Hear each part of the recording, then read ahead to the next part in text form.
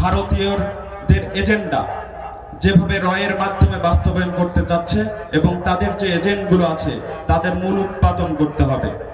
এজন্যে আমাদের সকল রাজনৈতিক দল, ছাত্র সংগঠন, সামাজিক সংগঠন একসাথে কাজ করতে হবে।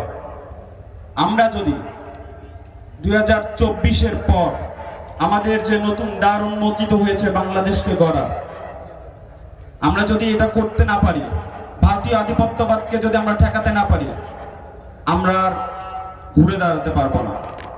ভারত থেকে সর্বপ্রথম হাসিনাকে বিতাড়িত করতে হবে এবং তাকে বিচারের আওতায় নিয়ে আসতে হবে। দ্বিতীয় পয়েন্টটি হচ্ছে চীন এবং যুক্তরাষ্ট্রের সাথে বাংলাদেশের কূটনৈতিক সম্পর্ক আমরা যদি জোরদার করতে পারি, স্বাভাবিকভাবেই দেখবেন ভারত অটোমেটিকভাবে আমাদের সাথে লিয়াজু করার জন্য চলে আসবে।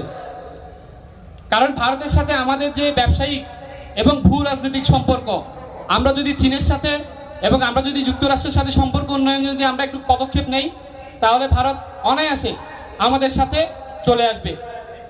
তৃতীয় পয়েন্টটি হচ্ছে যে কি, বাংলাদেশে ভারতের নিয়ন্ত্রণমূলক অনেকগুলো কাজ রয়েছে বাংলাদেশে, এই কাজগুলোকে চিহ্নিত করতে হবে এবং চিহ্নিত করার পরে প্রয়োজনীয় পদক্ষেপ বর্তমান যে সরকার আছে তাদেরকে নিতে হবে।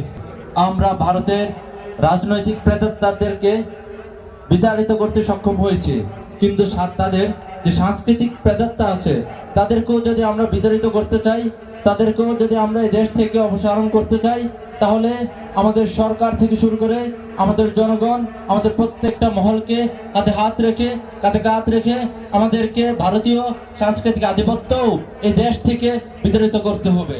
ইনকিলাব জিন্দাবাদ।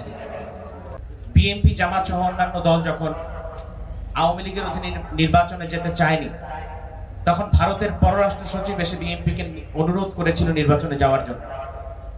বাংলাদেশে কোন দল নির্বাচনে যাবে, কোন দল নির্বাচনে যাবে না, এই বিষয়ে নাক গলানোর অধিকার ভারতের নাই।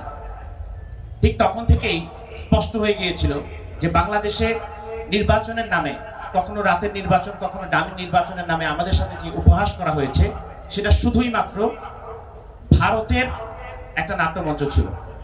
যে নাট্যমঞ্চে ভারতের সেবা দাসকে বিভিন্ন সময় নাচানো হতো তাদের পরিতৃপ্তির জন্য, এবং এর মধ্য দিয়ে বাঙালি মুসলমানদের এই ভূমির, এই জমিনের, এই জনপদের মুসলমানদের ভাগ্যের সাথে লীলা খেলা করা হয়েছে। আমরা 2013 সালে শাহবাগের কথা জানি।